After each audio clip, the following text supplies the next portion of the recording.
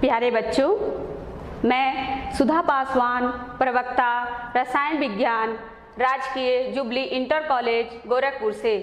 बच्चों, आज हम लोग कक्षा 11 के विषय रसायन विज्ञान के पाठ 11 पी ब्लॉक के तत्व के बारे में अध्ययन करेंगे। बच्चों, कक्षा 11 के आपके पाठ्यक्रम में पी ब्लॉक तत्व के समूह 13 और समूह 14 के तत्वों को अध्ययन के लिए रखा गया है। अब पाठ को अच्छे से समझने के लिए या उसको विस्तार से पढ़ने के लिए हमने पाठ को 5 भागों में विभाजित कर दिया है, जो इस प्रकार है। बच्चों, भाग 1 में हम पी ब्लॉक तत्वों का सामान्य परिचय जानेंगे। भाग 2 में समूह 13 के तत्व, जिसे बच्चों बोरान परिवार भी कहते हैं, उसके भौतिक गुणधर्म पर चर्चा करेंगे। भाग 3 में समूह 13 के तत्वों के जो रासायनिक गुणधर्म हैं उसके बारे में बात करेंगे।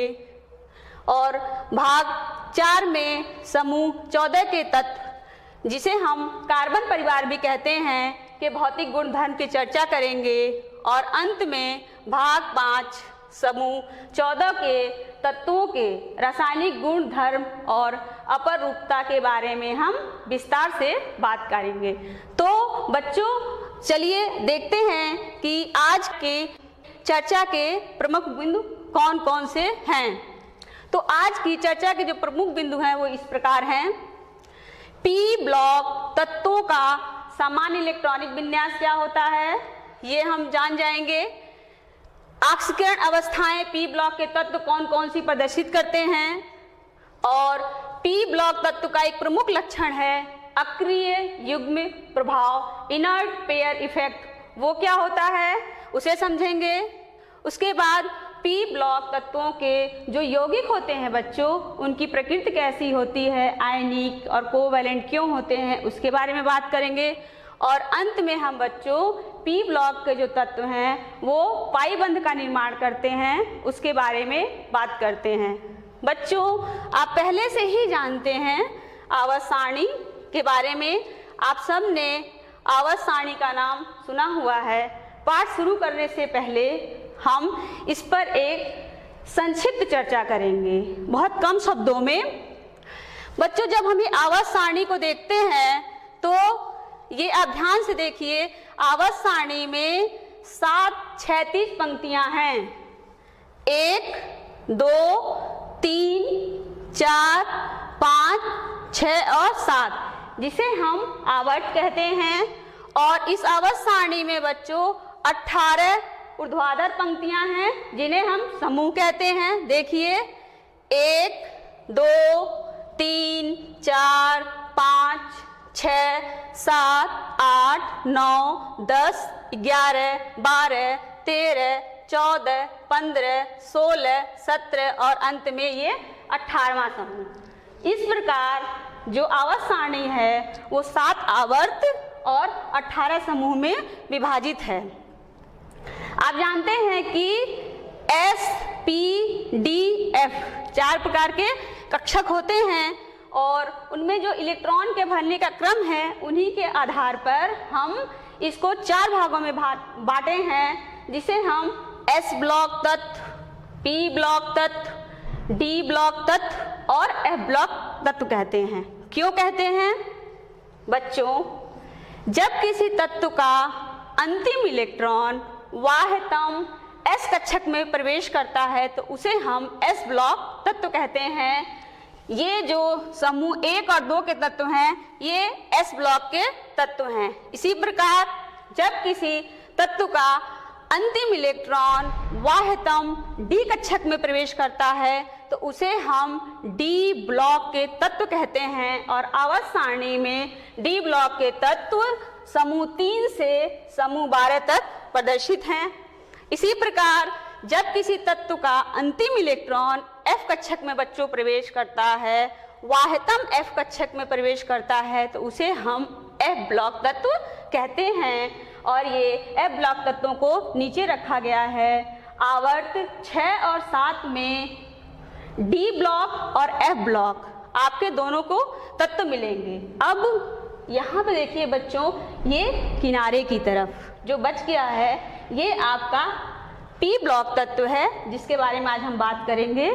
तो बच्चों, जब किसी तत्व का जो अंतिम इलेक्ट्रॉन होता है वो वाह्यतम पी कक्षक में प्रवेश करता है तो उसे हम पी ब्लॉक तत्व कहते हैं। और आवर्त सारणी में समूह 13 से समूह 18 तक बच्चों पी ब्लॉक तत्व को रखा गया है। अब सिर्फ अगर हम पी ब्लॉक तत्व देखें तो देखिए, समूह को क्या कहते हैं, ग्रुप नंबर भी कहते हैं। समूह 13, समूह 14, समूह 15, समूह 16, समूह 17 और बच्चों ये समूह 18। कुल 6 समूह हैं। समूह 13 का जो प्रथम सदस्य है बच्चों बोरान है। समूह 14 का जो प्रथम सदस्य है बच्चों कार्बन। समूह 15 का प्रथम सदस्य नाइट्रोजन। समूह 16 का प्रथम सदस्य ऑक्सीजन और समूह 17 का जो प्रथम सदस्य है वो फ्लोरीन है। और समूह 18 का जो प्रथम सदस्य है बच्चों वो हीलियम है। बच्चों, अब हम लोग पी ब्लॉक के तत्व का सामान्य परिचय जानेंगे। आवर्त सारणी में पी ब्लॉक में सभी प्रकार के तत्व धातु, अधातु और उपधातु होते हैं। पी ब्लॉक के तत्वों में अंतिम इलेक्ट्रॉन बाह्यतम पी कक्षक में प्रवेश करता है। ये हम पहले बता चुके हैं। पी कक्षकों की संख्या 3 होती है, जिसे px, py, pz कहते हैं। पी कक्षकों के एक समुच्चय में बच्चों अधिकतम 6 इलेक्ट्रॉन समाहित हो सकते हैं। इसीलिए आवर्त सारणी में पी ब्लॉक के समूह 13 से 18 तक 6 समूह हैं और boron, carbon, nitrogen, oxygen, fluorine तथा हीलियम इन समूहों के शीर्ष हैं। अब हम पी ब्लॉक के जो तत्व हैं वो इनके इलेक्ट्रॉनिक विन्यास क्या होते हैं उसके बारे में बात करेंगे। तो बच्चों ये देखिए, हीलियम समूह 18 का जो प्रथम तत्व है वो हीलियम है। के अतिरिक्त इनका संयोजी कोश इलेक्ट्रॉनिक विन्यास ns2 np126 होता है। हीलियम के अतिरिक्त क्यों? क्योंकि बच्चों जो हीलियम तत्व होता है उसका परमाणु क्रमांक 2 होता है, उसमें 2 ही इलेक्ट्रॉन होते हैं, इसलिए वह इस इलेक्ट्रॉनिक जो संयोजी कोश का इलेक्ट्रॉनिक विन्यास है इसका पालन नहीं करता है। जो पी ब्लॉक के तत्व हैं उनके इलेक्ट्रॉनिक विन्यास का आंतरिक क्रोड भिन्न होता है। वाह्यतम कोश के अंदर जो कोश होते हैं और उनमें जो इलेक्ट्रॉनों का अरेंजमेंट होता है वो अलग हो सकता है और उन्हीं की वजह से जो इनके भौतिक गुणधर्म है और उसके साथ साथ ही इसके जो रासायनिक गुण हैं वो भी प्रभावित होते हैं। अब बच्चों ये लिखा गया है अधिकतम ऑक्सीकरण अवस्था। तो पी ब्लॉक के जो तत्व होते हैं उनकी अधिकतम ऑक्सीकरण अवस्था क्या होती है, आइए इसे समझते हैं। पी ब्लॉक के जो एक तत्व है उसके द्वारा दर्शाई जाने वाली अधिकतम ऑक्सीकरण अवस्था उसके संयोजी इलेक्ट्रॉन की संख्या के समान होती है। संयोजी इलेक्ट्रॉन कौन होते हैं? तत्व का जो वाह्यतम कोश होता है बच्चों, उस वाह्यतम कोश में जितने भी इलेक्ट्रॉन उपस्थित होते हैं उन्हें हम उस तत्व का संयोजी इलेक्ट्रॉन कहते हैं। और इसकी कुल संख्या जो होती है S तथा P इलेक्ट्रॉन का जो कुल योग होगा उसके बराबर होती है। अब हम ऑक्सीकरण अवस्था के बारे में और विस्तार से बात करेंगे और बच्चों हम जानेंगे कि आवर्त सारणी में जब हम दाईं ओर बढ़ते हैं तो संभावित जो ऑक्सीकरण अवस्थाएं हैं वे बढ़ती जाती हैं। यानी ऑक्सीकरण अवस्था का मान क्या हो रहा है? इंक्रीज हो रहा है जब हम आवर्त सारणी में दाईं ओर जा रहे हैं। ऐसा क्यों होता है बच्चों? जब हम आवर्त सारणी में दाईं ओर जाते हैं तो परमाणु क्रमांक भी बढ़ता है। परमाणु क्रमांक क्या होता है? प्रोटॉनों की संख्या। जब हम दाईं ओर जाएंगे तो प्रोटॉन की संख्या बढ़ेगी, प्रोटॉन की संख्या बढ़ेगी तो इलेक्ट्रॉन की संख्या बढ़ेगी, और वाह्यतम कोश के जो संयोजी इलेक्ट्रॉन होते हैं उनका मान बढ़ता जाता है। इसीलिए बच्चों संभावित ऑक्सीकरण अवस्थाएं भी बढ़ती जाती हैं। इसके अलावा पी ब्लॉक के जो तत्व हैं वे समूह ऑक्सीकरण अवस्था के साथ साथ अन्य ऑक्सीकरण अवस्थाएं भी दर्शाते हैं। अब हम एक बहुत ही महत्वपूर्ण बिंदु की तरफ चल रहे हैं, और यह सामान्यतः जरूरी नहीं है। कुल जो संयोजी इलेक्ट्रॉन होते हैं उनसे इनका मान 2 इकाई कम होता है। बच्चों इस पर ध्यान दीजिए, 2 इकाई कम होता है। यह एक विशेष प्रभाव है जिसका नाम है अक्रिय युग्म प्रभाव, जिसे कहते हैं इनर्ट पेयर इफेक्ट। तो इनर्ट पेयर इफेक्ट क्या होता है? समूह ऑक्सीकरण अवस्था से जब 2 इकाई कम ऑक्सीकरण अवस्था प्राप्त होती है तब हम उन्हें अक्रिय युग्म प्रभाव कहते हैं। इसको अगर हम और सरल शब्दों में कहें बच्चों, तो जब हम आवर्त सारणी में ऊपर से नीचे की ओर जा रहे हैं, मान लीजिए कि पी ब्लॉक के तत्व हैं और हम पी ब्लॉक में ऊपर से नीचे की तरफ जाते हैं तो क्या होगा? परमाणु क्रमांक बढ़ता है, इलेक्ट्रॉनों की संख्या बढ़ती है। जब इलेक्ट्रॉनों की संख्या बढ़ती है बच्चों तो कोश बढ़ेगा, जब कोश बढ़ेगा तो परमाणु का आकार बढ़ेगा। तो क्या होता है, जो नीचे के तत्व होते हैं उन्हें हम गुरुतर तत्व या हैवियर एलिमेंट्स कहते हैं।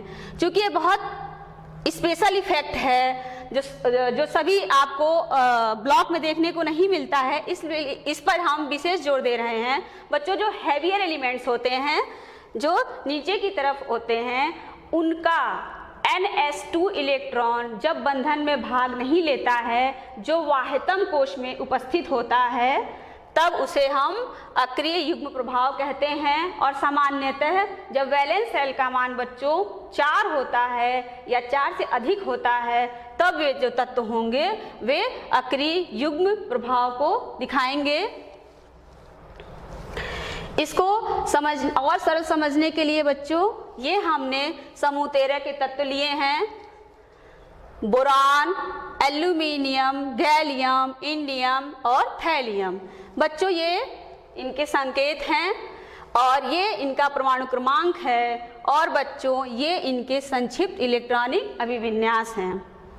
अब हम यहाँ पर सिर्फ परमाणु का एक रेखाचित्र बनाएंगे आपके समझने के लिए कि किस प्रकार का होता है। तो हम जानते हैं कि परमाणु का जो नाभिक होता है वो धनावेशित होता है, जिसमें प्रोटॉन होते हैं, और नाभिक के चारों तरफ बच्चों कोश होते हैं। 1 कोश, 2 कोश, 3 कोश, 4 कोश।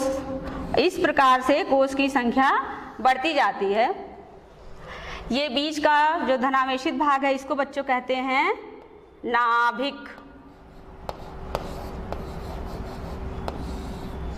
नाभिक के चारों तरफ जो कोश हैं उसमें इलेक्ट्रॉन होते हैं। हमने इलेक्ट्रॉन की संख्या को नहीं दिखाया है।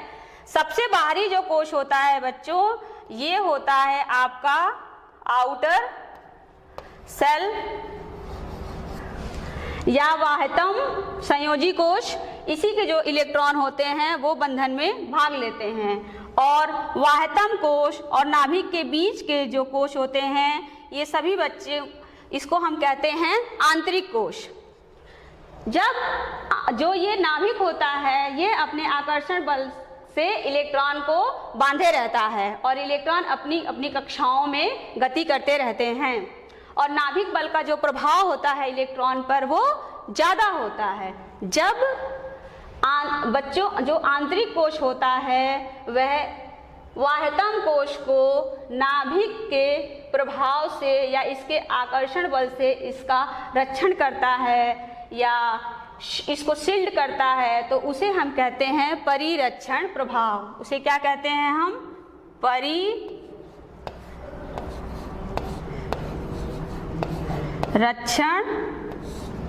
प्रभाव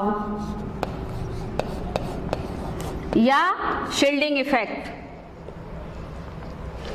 अब बच्चों नाभिक के जो पास का कोश होगा उस पर प्रभाव सबसे अधिक होगा, इसीलिए एस कक्षक जो होंगे उसमें परिरक्षण प्रभाव का मान सबसे ज़्यादा होगा, उससे कम पी, उससे कम डी और सबसे कम जो होता है एफ।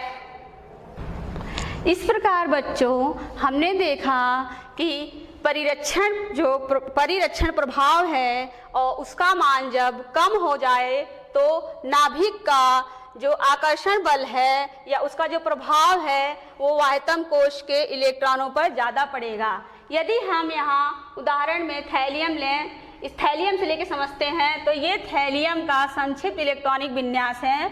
बच्चों यहाँ ध्यान से देखिए कि इसके पास 4f14 और 5d10 यानी 4 इसके पास d और f दोनों कक्षक मौजूद हैं। इनकी वजह से परिरक्षण प्रभाव का मान कम हो जाएगा। जो थैलियम होगा इसका जो नाभिक होगा वो मजबूती से वाह्यतम कोश के इलेक्ट्रॉन को बांधे रहेगा।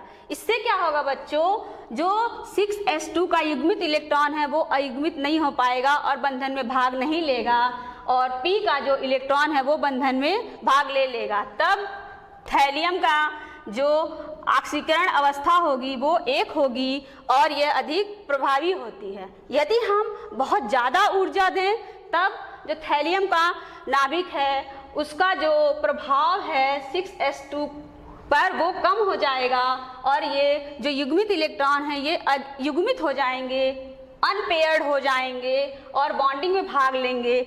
तब जो थैलियम की ऑक्सीकरण अवस्था होगी वो 3 हो जाएगी, परंतु यह अधिक अस्थायी नहीं होती है। इस प्रकार बच्चों हमने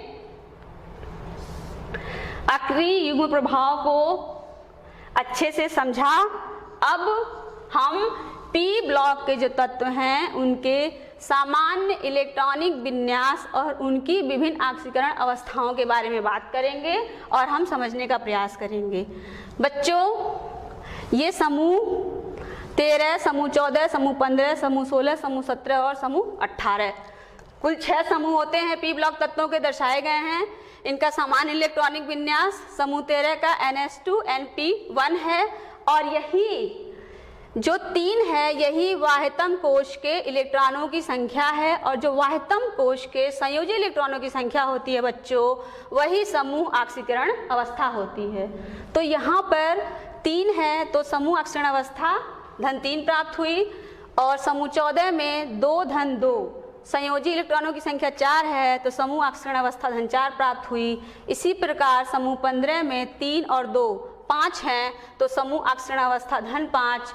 समूह 16 में वाह्यतम कोश के जो संयोजी इलेक्ट्रॉन है उनकी संख्या 6 है तो समूह ऑक्सीकरण अवस्था (6) प्राप्त होती है। इसी प्रकार हैलोजन फैमिली में (7) या समूह 17 में हमें (7) और समूह 18 में हमें (8) समूह ऑक्सीकरण अवस्था प्राप्त होती है। इसके अलावा अन्य ऑक्सीकरण अवस्थाएं देखिए, समूह 13 के जो तत्व दिखाते हैं ये (1), समूह 14 के (2), (4), समूह 15 के (3), (3), समूह 16 के जो तत्व हैं (4), (2) और बच्चों (2), समूह 17 के जो तत्व हैं (5), (3), (1) और (1), और समूह 18 के तत्व (6), (4) और (2).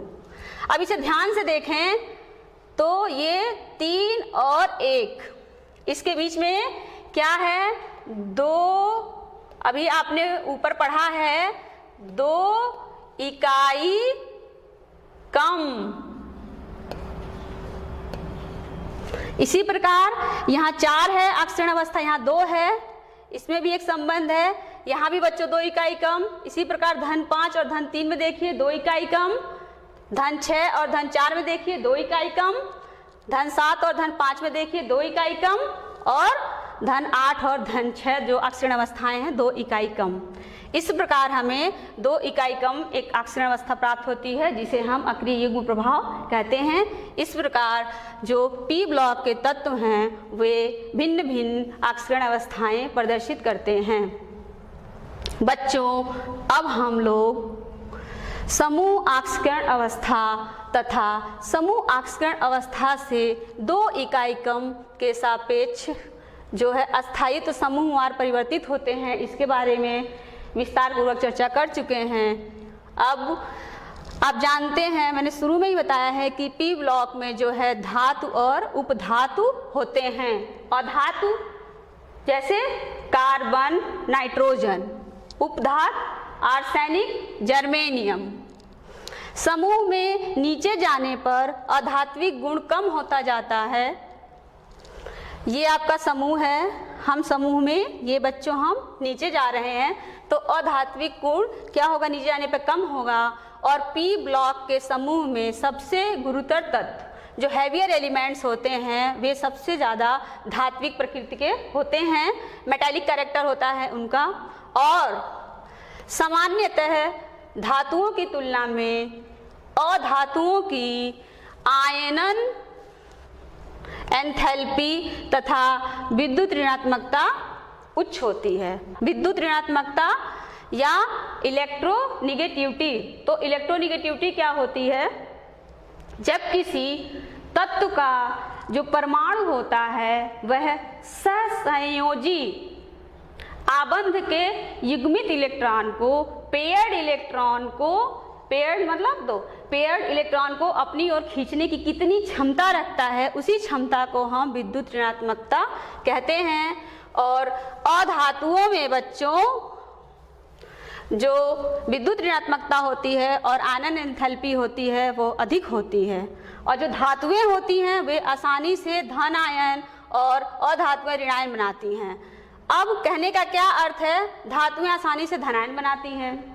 जब हम समूह में ऊपर से नीचे की तरफ बच्चों आ रहे हैं तो परमाणु क्रमांक बढ़ रहा है, साथ साथ क्या है, प्रोटॉन की संख्या बढ़ रही है और परमाणु का जो आकार है वो बढ़ता जा रहा है।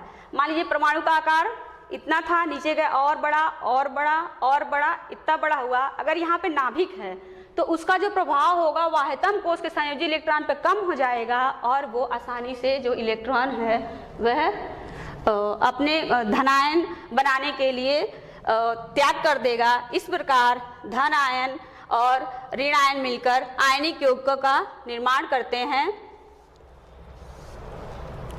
बच्चों, अत्यधिक सक्रिय धातु से अत्यधिक सक्रिय अधातु द्वारा बना यौगिक सामान्यतः आयनिक प्रकृति का होता है। अधातुओं के स्वयं के मध्य जो बनाए गए यौगिक होते हैं वे सहसंयोजी होते हैं, कोवैलेंट होते हैं। जो अधातुओं की विद्युत ऋणात्मकता होती है उनमें अंतर बहुत कम होता है और अधात्विक के धात्विक गुणों में परिवर्तन को इनके द्वारा बनाए गए ऑक्साइड की प्रकृति के आधार पर भी समझा जाता है। तो ये जो होते हैं क्षारीय, उदासीन और अम्लीय, क्षारीय, उदासीन और अम्लीय जो ऑक्साइड होते हैं उनकी 3 प्रकार की प्रकृति होती है। उदासीन में आप CO कार्बन मोनोऑक्साइड ले सकते हैं, अम्लीय में SiO2 ले सकते हैं और Tl2O3 जो होता है थैलियम का ऑक्साइड वो बच्चों क्षारीय प्रकृति का होता है। अब हम पी ब्लॉक में प्रत्येक समूह का प्रथम सदस्य जो होता है वो अन्य सदस्यों से क्यों भिन्न होता है इस पर बात करेंगे। तो क्यों होता है, इसमें 3 विशेष लक्षण होते हैं। एक, जो प्रथम समूह होगा उसका आकार छोटा होगा, उसमें डी कक्षक उपलब्ध नहीं होंगे और उनकी विद्युत ऋणात्मकता अधिक होती है। इसके बारे में हम पहले बात कर चुके हैं। इसके अलावा एस ब्लॉक के हल्के तत्व लिथियम एवं बेरिलियम की भांति पी ब्लॉक के भी सबसे हल्के तत्व भिन्नता प्रदर्शित करते हैं। केवल पी ब्लॉक के तत्वों पर लागू दूसरी महत्वपूर्ण जो भिन्नता होती है वो हैवियर एलिमेंट्स तृतीय आवर्त के उपरांत के तत्व के संयोजी कोश में डी कक्षकों की उपस्थिति होती है। कहने का अर्थ ये है कि जब हम तृतीय आवर्त में जाते हैं बच्चों, तो हमें डी कक्षक मिलना प्रारंभ हो जाता है और डी कक्षक की उपस्थिति की वजह से इनमें कई प्रकार के अलग अलग गुण प्रदर्शित होते हैं। पी ब्लॉक में द्वितीय आवर्त के तत्व की जो अधिकतम संयोजकता होती है वो 4 होती है, और 4 इसलिए होती है कि इसमें एक 2s और 2 पी कक्षकों का उपयोग होता है, तो 3 और 1 कुल 4 कक्षकों का उपयोग होता है। समूह P के तृतीय आवर्त के जो तत्व होते हैं उनमें रिक्त 3D कक्षक उपस्थित होते हैं। अब इन 3D कक्षक का जो स्थान होता है वो 3p और 4s ऊर्जा स्तर के मध्य होता है, और बच्चों इन्हीं डी कक्षकों का उपयोग करते हुए जो तृतीय आवर्त के तत्व हैं वे 4 से अधिक संयोजकताओं को प्रदर्शित करते हैं। ये हमने उदाहरण प्रस्तुत किया है। बोरान जो है वो केवल Bf4- आयन देता है क्योंकि इसके पास डी कक्षक नहीं होता है, और एल्यूमिनियम Alf6- आयन देता है क्योंकि इसके पास रिक्त डी कक्षक मौजूद होता है। अब बच्चों डी कक्षकों की जो उपस्थिति होती है वो हैवियर जो एलिमेंट्स होते हैं उनके रसायन को किस प्रकार प्रभावित करती है इसको जानेंगे, और जो पी ब्लॉक के तत्व हैं उनमें पाई बंध बनता है, और आकार एवं डी कक्षकों की उपलब्धता संयुक्त रूप से इन तत्वों के पाई बंध बनाने की क्षमता को प्रभावित करती है। देखिए यहाँ पे कार्बन और कार्बन के बीच डबल बॉन्ड है, तो इसमें एक सिग्मा एक पाई है। इसी प्रकार ये ट्रिपल बॉन्ड है, तो यहाँ पे एक सिग्मा और 2 पाई हो जाएगा। यहाँ पे भी नाइट्रोजन नाइट्रोजन के बीच ट्रिपल बॉन्डिंग है, तो आपका एक सिग्मा और 2 पाई हो जाएगा, यानी 2 पाई और 1 सिग्मा। यहाँ पे कार्बन और ऑक्सीजन के बीच डबल बॉन्ड है, तो 1 सिग्मा 1 पाई। कार्बन नाइट्रोजन के बीच डबल बॉन्ड है तो 1 सिग्मा 1 पाई। कार्बन और नाइट्रोजन के बीच बच्चों ट्रिपल बॉन्ड है तो 1 सिग्मा और 2 पाई बंध उपस्थित होंगे। इस प्रकार पी ब्लॉक के जो तत्व हैं वो पाई बंध का भी निर्माण करते हैं। जो हैवियर एलिमेंट्स होते हैं बच्चों पी ब्लॉक के, वे भी पाई बंध का निर्माण करते हैं। क्यों? क्योंकि इनमें डी कक्षक जो होते हैं वो सम्मिलित होते हैं, और डी पाई, पी पाई तथा डी पाई और डी पाई द्वारा बंध का निर्माण करते हैं। डी कक्षकों की जो ऊर्जा होती है वो पी कक्षकों की ऊर्जा से अधिक होती है। ये आप जान चुके हैं। कैसे? जब इलेक्ट्रॉनिक विन्यास आप लिखते हैं किसी तत्व का तो लिखते हैं 1s 2s 2p 3s 3p 3d और 4s, और इलेक्ट्रॉनों के जो भरने का क्रम होता है वो इस प्रकार से होता है। तो जो D होता है उसका जो ऊर्जा का मान है वह P कक्षक से क्या हुआ? अधिक आता है। गुरुतर तत्वों की जो उप संयोजक संख्या होती है वो भिन्न हो सकती है, और समान ऑक्सीकरण अवस्था वाले जो प्रथम सदस्य हैं उनकी तुलना में। अब यदि इस उदाहरण समझें तो ये नाइट्रेट आयन है और ये फॉस्फेट आयन है। नाइट्रेट आयन में नाइट्रोजन है, इसके पास डी कक्षक नहीं है, और जो फॉस्फेट आयन है इसमें जो फास्फोरस है वो तृतीय आवर्त का तत्व है, और इसमें S, P और D तीनों सम्मिलित होते हुए पाई बंध का निर्माण करते हैं, और पाई बंध के बनना बच्चों दर्शाते हैं। और अंत में बच्चों यह आपका गृह कार्य है। वीडियो को ध्यान से देखिएगा और इन प्रश्नों को हल करने की कोशिश कीजिएगा। भाग 2 में बच्चों हम लोग बोरान परिवार और उसके भौतिक गुण धर्म के बारे में बात करेंगे। धन्यवाद।